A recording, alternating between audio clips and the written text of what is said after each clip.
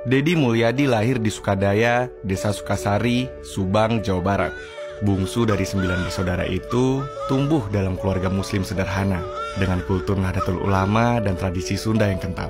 Ayahnya, Sahlin Ahmad Suryana, pernah menjadi tentara prajurit kader, tapi pensiun sejak usia 28 akibat sakit karena racun mata-mata kolonial. Sedangkan ibunya, Karsiti, tidak pernah mengenyam bangku sekolah. Meski begitu, ibunya adalah sosok pekerja keras yang ikut jadi tulang punggung keluarga dengan menjadi buruh tani. Satu yang tak bisa dilupa adalah sikap kukuh ibunya yang meminta uang sumbangan sunat Dedi dipakai membeli cincin. Padahal, kala itu Dedi ingin sekali membeli sepeda. Sekuat apapun Dedi merengek, ibunya tetap berkukuh membeli cincin. Pembelian cincin terbukti lebih berguna. Kelak cincin itu dijual demi memulai usaha ternak kambing. Usaha itu berkembang dari seekor menjadi 40 ekor. Dedi kecil giat membantu ibunya menggembala ternak. Sedari belia, ia sudah tunjukkan bakat memimpin. Terbukti, kawan-kawan sekampung mendaulatnya sebagai ketua penggembala ternak. Dari usaha ternak itu, Dedi akhirnya bisa memiliki sepeda impiannya. Bahkan dari usaha itulah, Dedi bisa membiayai sekolahnya hingga SMA. Dedi kecil bersekolah di SD Sukabakti. Saat kelas 1, Dedi sempat tidak naik kelas karena terganjal syarat usia. Kala itu, Dedi memang masuk SD lebih awal setahun. Semasa SD, ia sudah belajar ikhwal toleransi, terutama karena bergaul dengan teman sebangku yang Ahmadiyah, serta seorang guru beragama Katolik nan dicintai warga. Selamat dari SD Sukabakti, Dedi melanjutkan studi di SMP Kalijati. Saban hari, ia mengayuh sepeda sejauh 10 km dari rumah menuju sekolah. Karakter pekerja keras kian ditempa kala ia melanjutkan sekolah di SMA Negeri Purwadadi. Ketika itu, ia bersekolah sembari menyambi berternak kambing, berjualan es dan agar-agar, berjualan layang-layang, mencari kayu bakar, juga sebagai tukang ojek dan tukang foto keliling.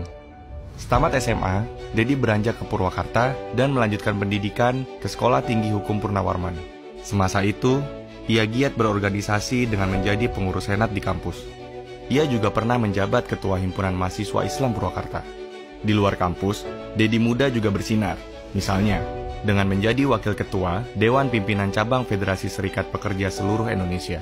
Setamat kuliah, bekerja sebagai buruh pabrik, kemudian menjadi pegawai administrasi di Balai Latihan Kerja TKW, sampai menjadi penjual beras pernah dilakoni Dedi.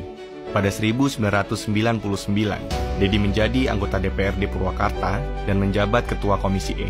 Belum satu periode menjadi anggota DPRD, pada 2003, Dedi didapuk menjadi Wakil Bupati Purwakarta, mendampingi Lili Hambali Hasan. Dedi pun tercatat sebagai Wakil Bupati termuda dengan usia 32 tahun. Merampungkan pengabdian selama satu periode, Dedi mencalonkan diri sebagai Bupati Purwakarta. Berpasangan dengan Dudung Bahtiar Supardi, Dedi menjadi Bupati Purwakarta pertama yang dipilih langsung oleh rakyat. Tahun 2013, Dedi kembali terpilih menjadi Bupati Purwakarta berpasangan dengan Dadan Koswara. Selama menjabat pelbagai jabatan, Dedi senantiasa mendorong perubahan positif untuk Purwakarta.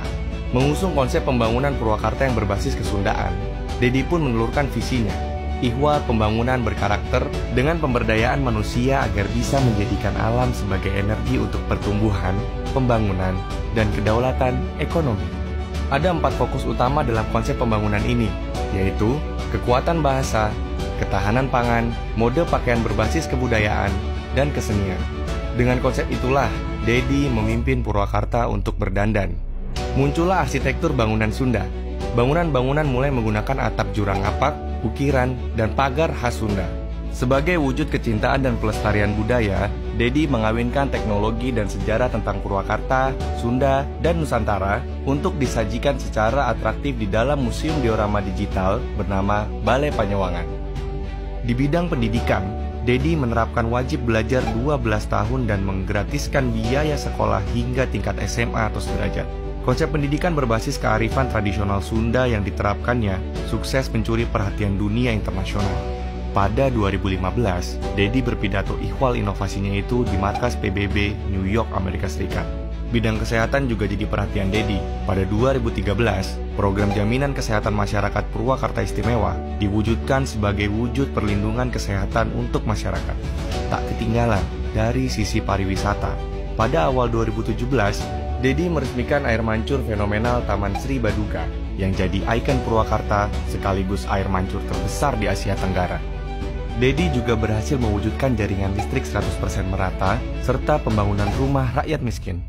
Semasa kepemimpinannya, Dedi juga merealisasikan gaji ketua RT yang mencapai 1 juta rupiah.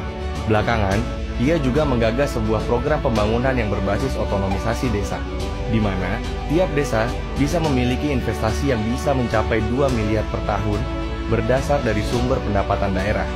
Dalam 5 tahun, investasi itu diharapkan bisa membuat desa menjadi mandiri. Semuanya terangkum dalam sebuah manajemen pengelolaan pembangunan yang disebut dengan manajemen ibu. Berpikir cerdas dan bekerja keras, dua prinsip hidupnya yang pantang dipangkas. Dengan pengabdian tak berbatas, Dedi Mulyadi, sang penggembala, siap mengabdi di ruang yang lebih luas.